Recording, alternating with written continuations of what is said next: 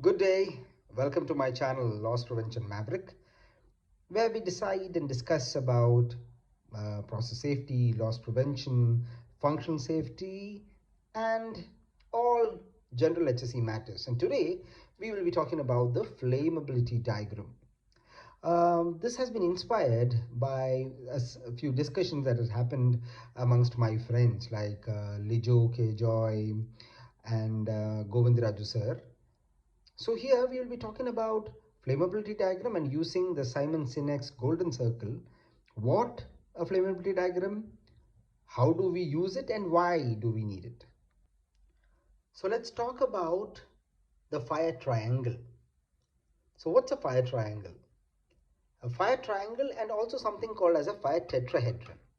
So from the fire triangle we all know for a fire to happen we need fuel, heat and oxygen. Well, in that case, let's look at this particular scale drawing where we've got gasoline or petrol burning. We've got a trained firefighter with a dry chemical powder and he's trying to extinguish it. So here we ought to note that gasoline, depending on its grade, the flash point is usually minus 11 degrees Celsius. So as the person uses the dry chemical powder and he sort of extinguishes the flames, now let's certain contemplate. Here the flames have been extinguished. So had we to believe or had we to follow the fire triangle, here heat is still there because the metal particular containment is still hot. There is oxygen and there is still fuel. But then, how did the flame get extinguished? Or why is there no fire? Though the whole fire triangle concept is still prevalent here, then why is there no fire? Well, let's look at the next page.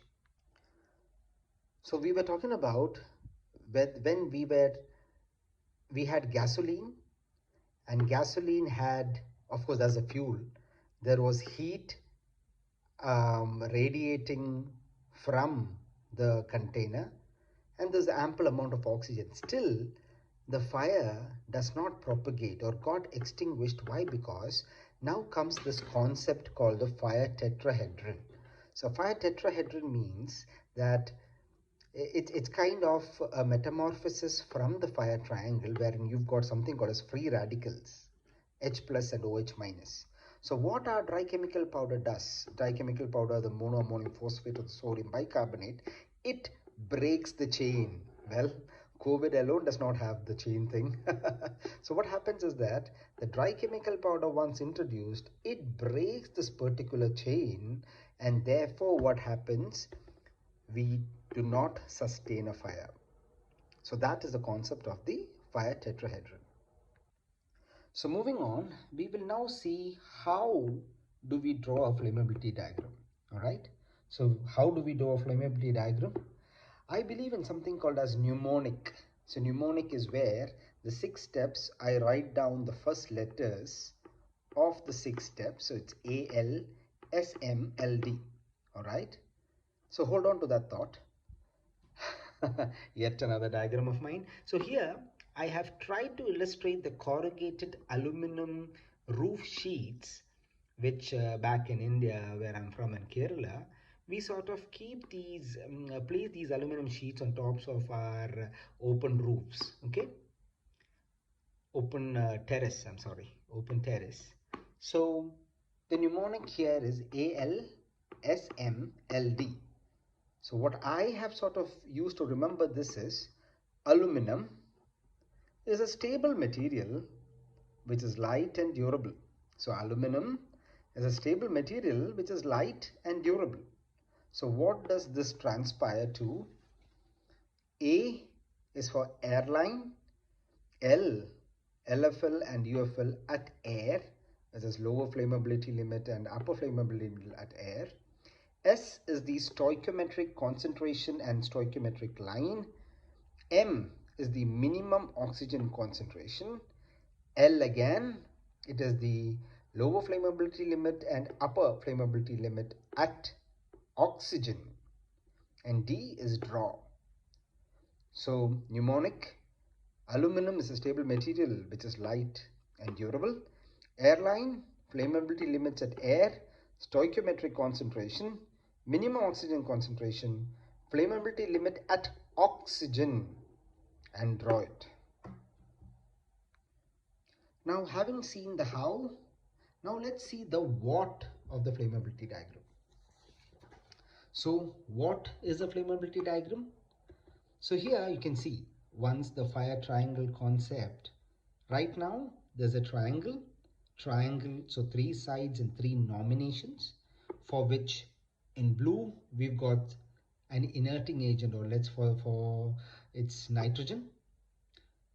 We've got on red fuel, on black oxygen, right? So three sides, three nominations. Let's see some rules and conventions for the flammability diagram, which means we always go anti-clockwise, right? And anti-clockwise how? Nitrogen, fuel, oxygen. So that's what anti-clockwise: nitrogen, fuel, oxygen. The concentrations are given in percentages, 0 to 100. So you can see going anti-clockwise: nitrogen 0, 10, 20, 30, 40 till 100. Anti-clockwise for fuel, 10, 20, 30, 40 till 100. Anti-clockwise for oxygen, starting from 0 till 100, right? So this, what I'm trying to say is that the 100 is called an apex, and the side perpendicular to it will have its concentration as 0. Okay, I hope I am not sort of clogging the idea, so I'll just repeat it again.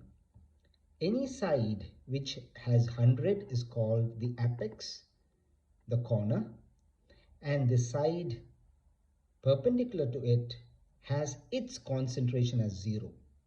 Let's take the example over here, right? So here, nitrogen, anti-clockwise on an increasing order, it's 100. So which is the side perpendicular to it? This one. So over this path, at any point, your nitrogen is 0. Okay. Now let's use that same principle over here. Fuel, it's hydrogen over here. Fuel is 100% over here. Side opposite is this. So across this line, your fuel concentration is always 0%. Similarly, for oxygen, from 0 to 100, side opposite, and here across this line, the concentration of oxygen is 0%. And that's why it's here. This line has no fuel, so it's oxygen and nitrogen.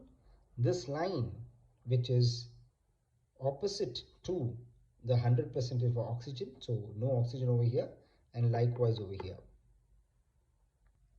As we are still in what is a flammability diagram, so we've seen. Now let's go and look at 3 points. Okay, so there's a point number P, point number Q, and point number R. So here let's see what are the concentrations of the nitrogen, fuel, and oxygen anti-clockwise for each of these points. So at this point P, fine. So using our convention, nitrogen, fuel, and oxygen. So nitrogen is how much? It's on 70. Bang. Yes. So fuel, how do we count? 0. Oh, so fuel is 0. Now at this coordinate, let's go back and count anti-clockwise from oxygen. 0, 10, and 20. As we drop down, we understand this point P is at 20. So the concentration of this particular point is, for nitrogen 70%, fuel 0%, and oxygen 20%. Likewise, let's take the point Q, right? So Q. So how? Nitrogen, fuel, oxygen. So point Q, let's start from 0. 0, 10, 20. Right. So nitrogen is 20. Let's now go to fuel. 0, 10, 20, 30. So fuel is 30. Now let's go to oxygen anticlockwise. 0, 10, 20, 30, 40. So this particular point has the concentration 20% nitrogen, 30% fuel and 40% oxygen. So for the guys listening and gals, hopefully, what is the concentration of nitrogen, fuel and oxygen at point R? Right? Well, why don't you give those coordinates in the comments and then we can discuss on that. Well, let's not forget our steps. Aluminum corrugated sheet. So aluminum is a stable material which is light and durable. Now coming to our how to draw the flammability diagram. The first one, airline, the mnemonic for A, aluminum. So here, air line. So what is air? Air is a composition of nitrogen, oxygen and few others. Nitrogen of 78%, oxygen is around 20 odd, and I would just round it off to 21%, and the others. So here, what do we see? Of the three nominations, nitrogen, fuel and oxygen, here fuel is 0. Nitrogen is 78 in concentration and oxygen is 21. So fuel 0, 78, and if we extrapolate it, we will get the oxygen as 21. So air line. So air line, as the convention, is the line drawn from apex of the fuel. What is apex of the fuel? 100%. Apex of the fuel till the coordinate for air. So this is the air line. Air line. So the first step for drawing a flammability diagram is, once we draw the triangle and grade scale it, then we draw the air line. So our 6 steps: aluminum, stable material which is light and durable. We finished the airline. Let's look at the next. Now we are on how to draw the flammability diagram. Second one, which is LFL and UFL, the flammability limits, lower and upper at air. Well, for here, let's take an example, ethylene. The lower and flammability limits from any sort of gas handbook, you'll get it. So here we have an airline, yes, because it's in air. We've drawn the airline and we've drawn the flammability diagram. Anticlockwise, nitrogen, fuel and oxygen. Fuel here is ethylene. Lower flammability limit, let's say if this is 3, so this is 2.7, and here was 36. So extrapolating this to the airline, we get the lower flammability limit and upper flammability limit of the fuel in air. So that is the second step. So going back to our mnemonic, the 6 steps: aluminum is a stable material which is light and durable. We finished L. So now let's take the S. So we are now on the S. So S is the stoichiometric concentration or the stoichiometric line, right? So we saw the airline, we saw the LFL and UFL, and now it's the stoichiometric concentration, which is CNST, and the stoichiometric line. So for the same, ethylene is undergoing combustion in the oxygen environment alone. There is no sort of nitrogen or air components in it. So it's in the oxygen environment, wherein 1 mole of ethylene, 3 mole of oxygen gives us the byproduct. So a number of moles of oxygen for the stoichiometry to complete combustion is 3 moles divided by 3 plus 1, 4. So 75% is the stoichiometric coefficient or stoichiometric percentage of oxygen. So how do we correlate in a flammability diagram? So we've got the flammability diagram. Counterclockwise or anti-clockwise, nitrogen, fuel, oxygen. Graded anti-clockwise 0 to 100, 0 to 100, 0 to 100 for nitrogen, fuel and oxygen respectively. The first one we drew the airline, second one we got the LFL and UFL, and now 75% of what? Fuel and oxygen. There is no nitrogen. So if we go back to our sort of a convention for having nitrogen as 0, we go to the apex of nitrogen, which is 100, the opposite side, which is 0. So any point over here going through, the concentration of nitrogen is 0. So over here concentration of nitrogen is 0, however oxygen is 75. So oxygen, we count 0, 50. So this is 75 for oxygen. And the stoichiometric line, the stoichiometric line is the line from the stoichiometric concentration to the fuel 0. So stoichiometric line is the line from the stoichiometric concentration of oxygen to fuel 0. So what this line means, what does it mean?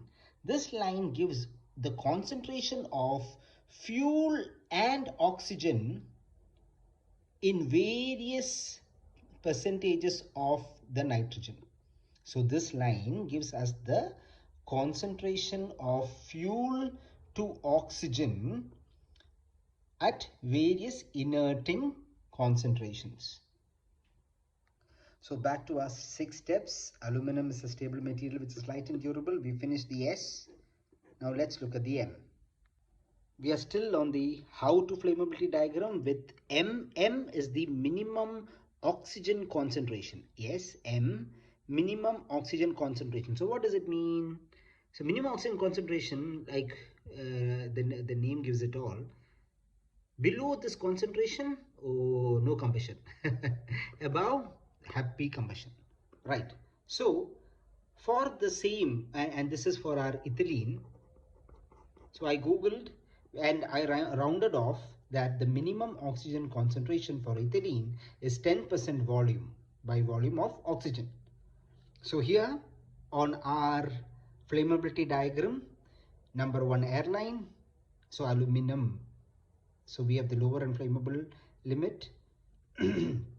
We've got the stoichiometric line, and now the minimum concentration, which is 10%. So I've brought from oxygen, so counterclockwise 0, 10, and as we extrapolate this onto our stoichiometric line, so this here is the minimum oxygen concentration at the stoichiometric line. So our 6 steps, which is aluminum is a stable material which is light and durable. We finished the M. Now let's look at the L. So the next one, we are still on the how to flammability diagram, draw flammability diagram. The next one is LFL and UFL at oxygen.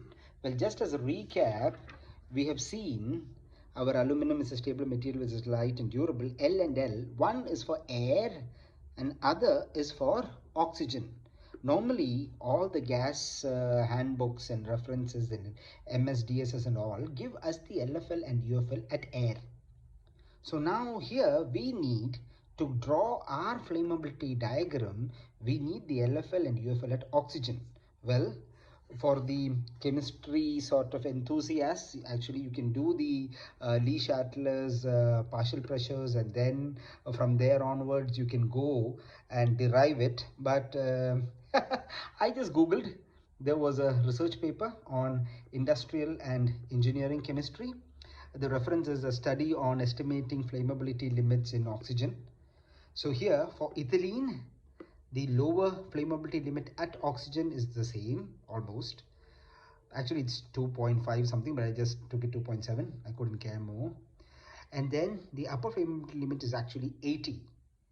Whereas in air, the upper flammability limit was 36, whereas in oxygen it is 80, right? Okay, so D, the last, is just the draw. It's just to now, let's go ahead and see how to draw it. So now on the aluminum as a stable material which is light and durable, we saw till the LFL and UFL for oxygen, and what was pending is now to draw. So just to recap, we've got air, the airline drawn at 78% nitrogen, 21% oxygen. and fuel 0, the LFL at air 27 and 36, stoichiometric line drawn from 75% in the oxygen line till the 0 of fuel. The 10% is the minimum oxygen concentration. LFL and UFL at oxygen 2.7 and 80%. And now let's draw. So now, after having had our airline, LFL and UFL at air, our stoichiometric, our minimum oxygen concentration, our LFL and UFL at oxygen. Now let's start to draw. So now again, our flammability diagram, you know the drill. Anti-clockwise, nitrogen, fuel, oxygen, 0 to 100, 0 to 100, 0 to 100. So now how? First A. So A is we drew the airline. And how do we draw the airline? Because we know here nitrogen is 78, fuel is 0, and oxygen, as we extrapolate, it is 21. So that is the airline. We know the LFL at air for ethylene is 2.7% and UFL is 36. So it's from the fuel line we extrapolate, we get the points LFL and UFL on the airline. Next, we know the stoichiometric line. So we draw the stoichiometric line. Then we have the minimum oxygen concentration, which is 10% of oxygen. As we bring it down onto the stoichiometric line, so we get another point. And then next was our LFL and UFL at oxygen. So 2.7 of ethylene, same we extrapolated, and that is the LFL at oxygen. That is lower flammability limit for the fuel on the oxygen line. And the upper flammability limit was 80. We extrapolated an upper flammability limit for the fuel, which is ethylene, on the oxygen line, right? So now what do we see? We've got the following points. We've got our upper flammability limit at oxygen as 1 point. We've got the upper flammability limit on air. We've got the minimum oxygen concentration. We've got the lower flammability limit of the fuel in air. And we've got the lower flammability limit of ethylene in oxygen. Now let's draw. Well, connecting the dots, the UFL at O, the UFL at air, the minimum oxygen concentration, LFL at air, and LFL at oxygen, this is the flammability range of ethylene. So this is the flammability range of ethylene, right? So now coming back to our beginning, why is a flammability diagram important? The flammability diagram gives a reference to researchers or operations personnel, laboratory staff to know at what sort of percentages and stoichiometry of the fuel, air and oxygen should they be operating so that it is in the safe operating limits. If it's in a burner, how to oscillate in the flammability range. If it is in a separator or a particular vessel, how to ensure that the concentration does not come down to the flammability range. I think, am I making sense? If not, please do let me know in the comments. Well, on the Y, for a delayed coker unit, yes. So delayed coker unit, the vacuum residue, the bottoms from the vacuum distillate goes into a heater and down to the delayed coker unit. Well, why is it called a delayed coker? Have you guys thought about? It's called a delayed coker. Why? Because we do not want the coking to happen in the upstream heater, right? So we don't want the upstream heater to cook so that it will choke the tubes. How can an operator control that? The flammability diagram. So the operator controls the conditions inside the tube such that it is within the flammability range and within the temperature profile such that a coking does not happen, which is delayed to its processing. Likewise, let's say if it's a separation vessel or if it's a reaction, if you need to increase the efficiency, which is the reactants to the products, or sorry, the products to its reactants, you can play around in the flammability range so that you get the desired result. Well, thank you very much, and I hope we've done some. I hope this particular video does good to most of us. Well, it did good for me though. Thank you very much. Bye bye.